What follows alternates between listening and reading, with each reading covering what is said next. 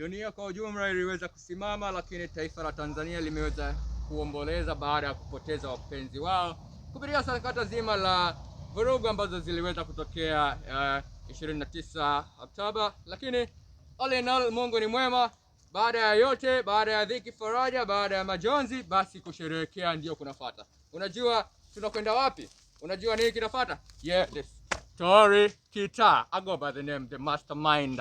Ya, ukisikia jina hili na sauti hii najua unajua kitu gani nakuletea, au sio bana? So that today tunakwenda katika show ya Singeli ambayo imeandaliwa na msanii wetu Stizo.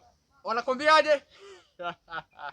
Hatari sana, wanakwambia sikia kwanza nikwambie, au vipi jamani? So leo tunaenda kujua kitu gani ambacho yeye yuko excited, kitu gani ambacho ameweza kutuandalia. Nimesikia tu kwa mbali miruzi ikilia, sauti nzuri zikivuma, mashabiki wamekuwa na vibe la kutosha.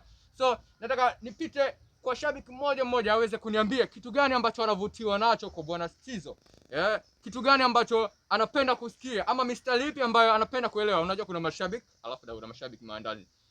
Nitasikitika sana nikisikia mashabiki alafu eti hawezi kuimba nyimbo ya msanii wake pendwa. So leo tunaenda kukiwasha, nitaongea na shabiki mmoja mmoja, lakini baada ya hapo pia nitapata wasaa wa kuongea na msanii wetu ili mradi aweze kutupa mawili matatu, lakini pia bila kusahau radha, kwa sababu mwenyewe ni mtu wa radha, au sio? Yes, Singeli for worldwide. Sikia sasa nikwambie. Yeah!